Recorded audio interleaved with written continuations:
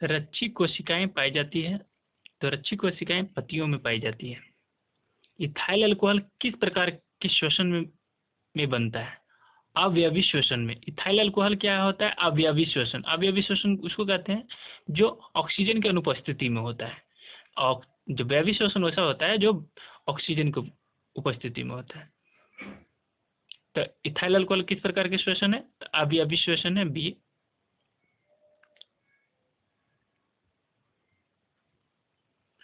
मनुष्य के सांस लेने और छोड़ने की क्रिया को क्या कहते हैं? तो श्वासोच्छ्वास कहा जाता है। Option A. मनुष्य सांस लेना और छोड़ना क्या कहलाएगा? श्वासोच्छ्वास। श्वासोच्छ्वास। रक्त में आयरन की कमी से कौन सा रोग होता है? रक्त में अगर आयरन की कमी हो जाएगा तो अनीमिया नामक रोग हो जाएगा, जिससे क्या होगा? हेमोग्लोबिन की मात्रा क्या होगा?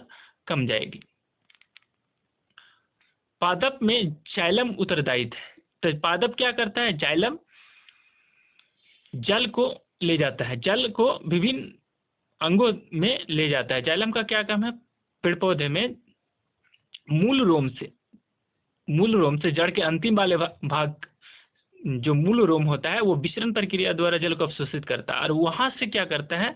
जाइलम पानी को विभिन्न अंगों में ले जाता है। तो इसका राइट आंसर होगा ए, जल को वहन करता है। कुटपाद किसमें पाया जाता है? तो कुटपाद किसमें पाया जाएगा? कुटपाद पैरामीशियम में, गुलीना में, अमीबा में। तो कुटपाद जो है जो अमीबा में पाया जाता है। प्रकृति में ऑक्सीजन की संतुलन कैसे बना रहता है?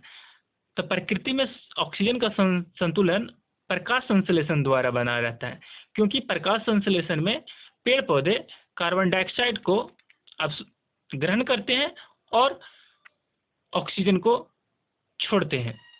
तो इस प्रकार पृथ्वी में ये प्रकृति में प्रकाश संश्लेषण द्वारा ऑक्सीजन संतुलन बना रहता है। स्टोमेटा पौधे के किस अंग में पाया जाता है? तो स्टोमेटा पौधे की पत्तियों में पाया जाता है, जो श्वसन क्रिया में मदद करता है। तो राइट आंसर बी होगा। मानव हृदय का औसत प्रसंकुचन दाब है लगभग कितना? तो मानव का औसत जो प्रसंकुचन जो सिकुड़ता है वो कितना है? 120 mg। एक राइट ए होगा। इनमें से कौन सा प्रकाश संश्लेषी अंग है? तो पत्ती क्या है? प्रकाश संश्लेषी अंग, क्योंकि पत्ती द्वारा ही भोजन पेड़ पौधे बनाता है। वाष्पोत्सर्जन कैसी प्रक्रिया है? तो वाष्पोत्सर्जन शारीरिक प्रक्रिया, भौतिक प्रक्रिया है, रासायनिक प्रक्रिया या प्राकृतिक प्रक्रिया है? तो ये वाष्पोत्सर्जन कैसी प्रक्रिया है? तो रासायनिक प्रक्रिया है।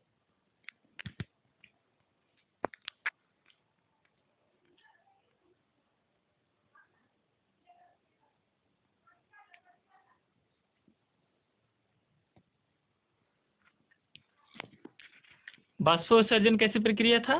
तो सॉरी, वाष्पोत्सर्जन एक भौतिक प्रक्रिया है, क्योंकि द्वारा यह होता है।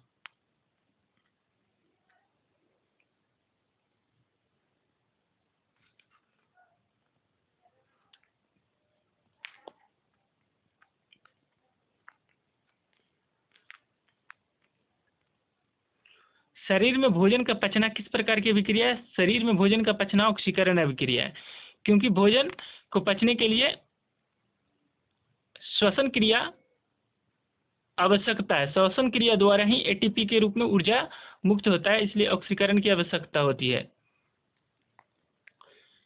स्वपोषी पोषण के लिए आवश्यक है। स्वपोषी के लिए क्लोरोफिल, कार्बन डाइऑक्साइड, सूर्य की प्रकाश, ये सभी आवश्यकता है। पाइरुवेट के विखंडन में पाइरुवेट के विखंडन में कार्बन डाइऑक्साइड जल तथा ऊर्जा देता है। और क्या देता है? कौन देता है? पाइरुवेट के विखंडन में कार्बन डाइऑक्साइड जल तथा ऊर्जा देता है। कौन देता है? तो माइटोकॉन्ड्रिया देता है। माइटोकॉन्ड्रिया को पावर हाउस ऑफ ग्री भी कहा जाता है, ऊर्जा गृह भी कहा जाता है। जठर ग्रंथि कहाँ पाया जाता है? तो जठर ग्रंथि अमाशय में पाया जाता है, जो क्या करता है? HCl का निर्माण करता है और अमाशय में निकालता है। खुला परिसंचरण तंत्र किस में पाया जाता है? तो खुला परिसंचरण तंत्र ये कॉकरोच में पाया जाएगा। खुला परिसंचरण तंत्र कॉकरोच में, जिसको बोलते हैं तिलचट्टा। पौधों में पाए जाने वाला गाढ़ा एवं दूधिया उत्सर्जित तरल पदार्थ को क्या कहा जाता है? पौधे में पाया जाने वाला दूधिया तो लैक्टोज कहा जाएगा, क्योंकि जो गाढ़ा उजले रंग के निकलता है छिलने के बाद पेड़ पौधे को, तो वो लैक्टोज होता है। यूरिया रक्त में कहाँ से प्रवेश करता है? तो यूरिया रक्त में कहाँ से प्रवेश करता है? यकृत से प्रवेश करता है। लीवर से क्या करता है? यूरिया रक्त में प्रवेश कर जाती है। बी ऑप्शन सही होंगे। प्रकाश संश्लेषण है कहाँ पर होता है? तो दिन में होता है, पर क्योंकि सूर्य दिन में उगती है इसलिए प्रकाश संश्लेषण दिन में होता है। पादप में फ्लोएम संवहन करता है, तो भोजन पेड़ पौधे में पके हुए भोजन को ये क्या करता है? ले जाता है, एक जगह से दूसरे जगह विभिन्न अंगों में ले जाता है। प्रकाश संश्लेषण क्रिया में ऑक्सीजन बाहर निकलता है, तो प्रकाश संश्लेषण में ऑक्सीजन बाहर निकलता है जल से। कहाँ से निकलता है? प्रकाश संश्लेषण में ऑक्सीजन कहाँ से निकलता है? जब पेड़ पौधे जल को अवशोषित करता है तो जल से ही ऑक्सीजन को बाहर करता है वो। रक्त में हल्के पीले रंग के चिपचिपे द्रव को क्या कहते हैं? प्लाज्मा, सीरम,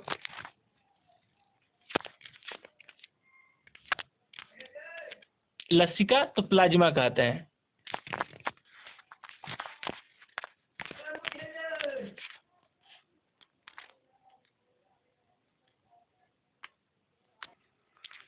प्रकाश संश्लेषक अंग है, तो प्रकाश संश्लेषक अंग है क्लोरोफिल, क्योंकि प्रकाश संश्लेषण के लिए क्लोरोफिल की आवश्यकता होती है। ब्रियक के संरचनात्मक क्रियात्मक इकाई को क्या कहते हैं? तो नेफ्रॉन। तो किडनी में क्या है? नेफ्रॉन पाया जाता है, वही क्या होता है? पूरी क्रिया को निष्पादन करता है। मनुष्य के शरीर में सबसे बड़ी ग्रंथि कौन है? मनुष्य का शरीर में सबसे बड़ी ग्रंथि लीवर है। स्वपोषी पोषण के लिए आवश्यक नहीं है, तो स्वपोषी पोषण के लिए क्या आवश्यक नहीं होगा? तो जल, सौर प्रकाश, क्लोरोफिल, ऑक्सीजन। तो स्वपोषी के लिए आवश्यक क्या नहीं होगा? तो ऑक्सीजन। इनमें किसके द्वारा अमीबा में भोजन अंतर्ग्रहण होता है? कुटपाद विधि द्वारा अमीबा भोजन कैसे प्राप्त करता है? तो कुटपाद विधि द्वारा भोजन ग्रहण करता है।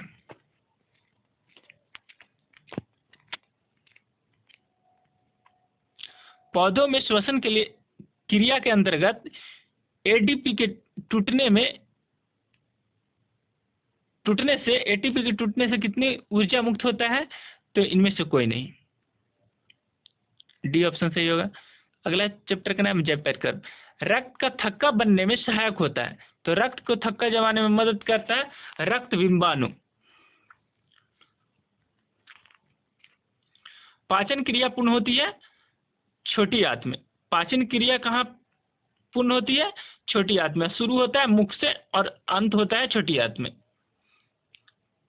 छोटी आंत की दीवार में पाए जाने वाले ग्रंथियां के स्त्राव को क्या कहते हैं? आंतरस, सक्कस, एंटीरिकस, जठर रस। तो ये ए और बी दोनों, तो ए और बी दोनों, आंतरस और सक्कस, ए और बी दोनों सही होंगे। एक वयस्क मनुष्य के कितने दांत होते हैं? एक वयस्क मनुष्य में परमानेंट टीथ 32 होते हैं, बच्चों में 20 होते हैं। मछली के हृदय में की संख्या कितना होता है? हृदय में कोष्ठ की संख्या कितना होता है? मछली के हृदय में कोष्ठ की संख्या कितनी होती है? तो 2, 3, 4, तो 2 हो गए। मछली के हृदय में कोष्ठों की संख्या 2 हो गई। ए ऑप्शन सही है।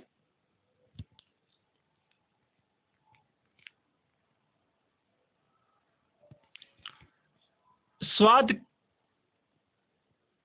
कलियां पाई जाती है, स्वाद कलियां पाई जाती है, तो स्वाद कलियां जीभ के ऊपर पाई जाती है, जो स्वाद को खट्टा मीठा और तीखा को पहचान करता है। तो जीभ के ऊपरी सतह पर सेंस ऑर्गन की तरह काम करता है, जो मनुष्य को उस स्वाद का पता चलता है। इसके खराब हो जाने से मनुष्य में स्वाद न खट्टा न मीठा न तीखा पता चल पाता है। तो बी ऑप्शन सही होगा। अमाशय के अग्रभाग को क्या कहते हैं? कार्डियक। अमाशय के आगे वाले भाग को कार्डियक कहा जाता है। सी ऑप्शन सही है। मुख गुहा का पिछला भाग क्या कहलाता है? मुख गुहा का पिछला भाग ग्रसनी कहलाता है। मुख गुहा का पिछला भाग क्या कहलाएगा? तो ग्रसनी कहलाएगा। निम्नलिखित में कौन सा सजीव के मुख्य लक्षण है? सजीव होने के लिए क्या होना चाहिए? श्वसन होना चाहिए। मुख्य लक्षण है छोटी आंत एवं बड़ी आंत से जोड़ पर पाई जाने वाली छोटी निकाल नुमा रचना को क्या कहते हैं? छोटी नली नुमा रचना को क्या कहेंगे?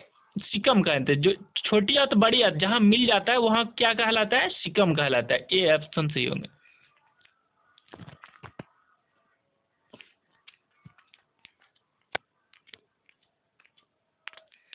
छोटी आंत में भोजन के पाचन में निम्नलिखित में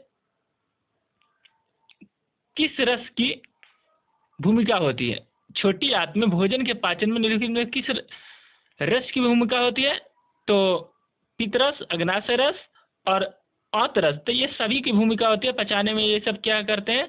पाचन क्रिया में मदद करता है। पित्तरस जो लीवर से निकलता है, अग्नाशय रस जो अग्नाशय पेनक्रियास से निकलता है, आंतरस जो छोटी आंत से निकलती है। अमाशय में अर्ध पके भोजन के लेई की तरह के स्वरूप को क्या कहते हैं? तो कायमा कहा जाता है।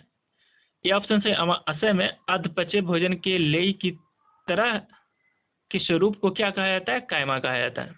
निम्नलिखित में कौन सा अमीनो अम्ल के विखंडन से बनता है? तो अमीनो अम्ल के विखंडन से अमोनिया बनता है। सी ऑप्शन से। स्वपोषी पोषण के लिए आवश्यक है।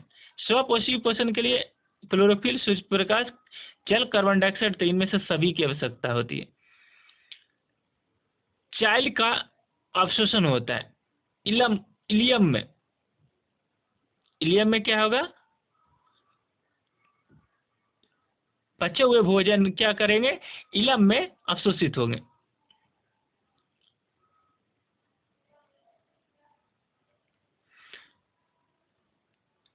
मनुष्य के आहार नाल में कौन सी रचना अवशोषी अंग है? तो अपेंडिक्स।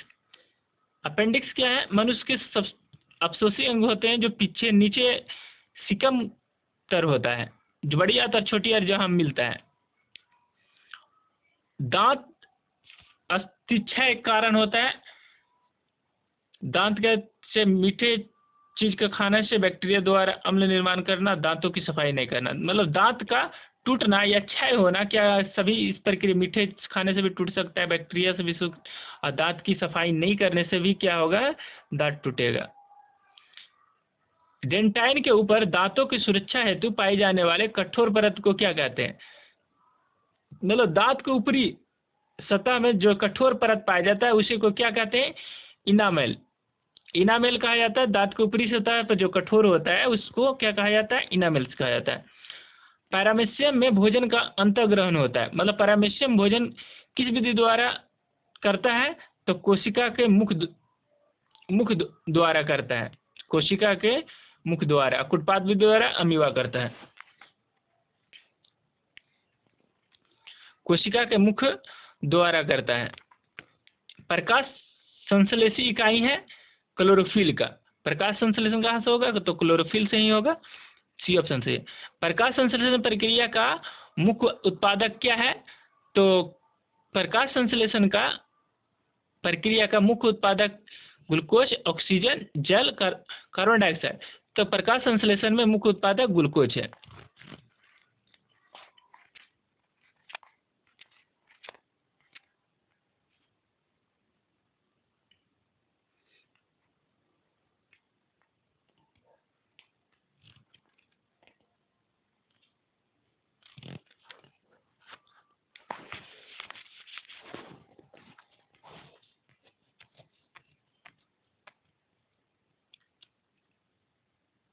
ग्लूकोज है, साथ में ऑक्सीजन भी है।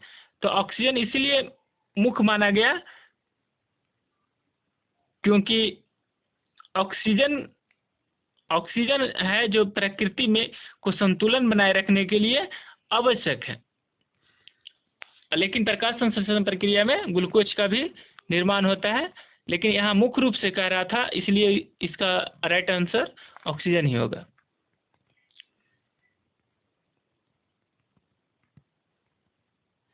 पैरामीशियम में पाए जाने वाले पोषण विधि को क्या कहते हैं? पैरामीशियम में पाए जाने वाले पोषण विधि को क्या कहता है? प्राणिशम पोषण। पैरामीशियम में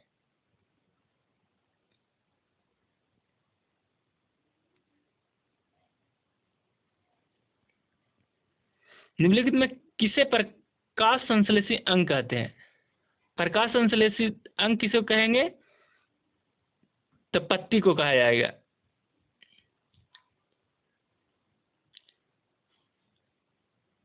पैरामीशियम में पाए जाने वाला पोषण विधि को क्या कहते हैं? पैरामीशियम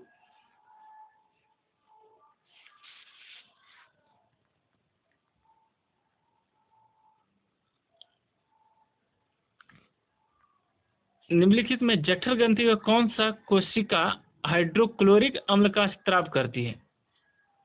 जठर ग्रंथि का कौन सी कोशिका? तो कोशिका भित्ति करती है। ये ऑप्शन सही है। मनुष्य के मुख गुहा में कितने जोड़े लार ग्रंथि पाए जाते हैं? तो मनुष्य के मुख गुहा में कितने जोड़े लार ग्रंथि पाए जाते हैं? तो 3 जोड़े लार ग्रंथि पाए जाते हैं। इनमें कौन सी रचना द्वारा अमीबा में भोजन का ग्रहण करता है? तो कुटपाद विधि द्वारा। पेप्टोन पेप्टाइड्स को निम्नलिखित में किस रूप में तोड़ता है? एमिनो अम्ल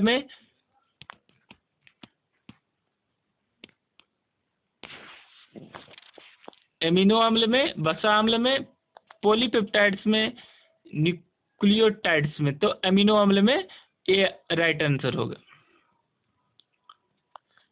कोशिका के किस भाग में सजीवों के सारे गुण विद्यमान रहते हैं?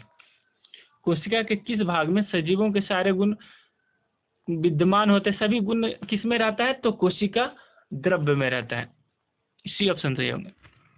निम्नलिखित में किस छिद्र द्वारा ग्रसनी ग्रास नली से जुड़ता है? तो निगल द्वार द्वारा क्या करता है? छिद्र द्वारा ग्रसनी और ग्रास नली जुड़ता है निगल द्वारा। अमीबा का मुख्य भोजन क्या है?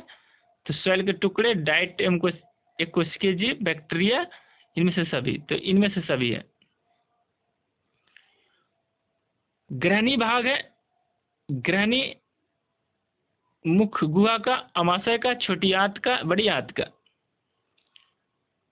तो ग्रहणी एक छोटी आंत की एक भाग है। तो सी ऑप्शन सही हो। वह विधि जिसमें जीव पोषण तत्वों को ग्रहण कर उनका उपयोग कर अपने वृद्धि एवं जनन के लिए उपयोग करता है, उन्हें क्या कहता है? जिनमें पोषण तत्व को ग्रहण कर उनका उपयोग कर अपने वृद्धि तथा जनन के लिए करता है। तो अंतःग्रहण, परपोषण, पोषण, स्वपोषण। तो इसका राइट आंसर होगा पोषण होंगे। सी ऑप्शन सही होंगे।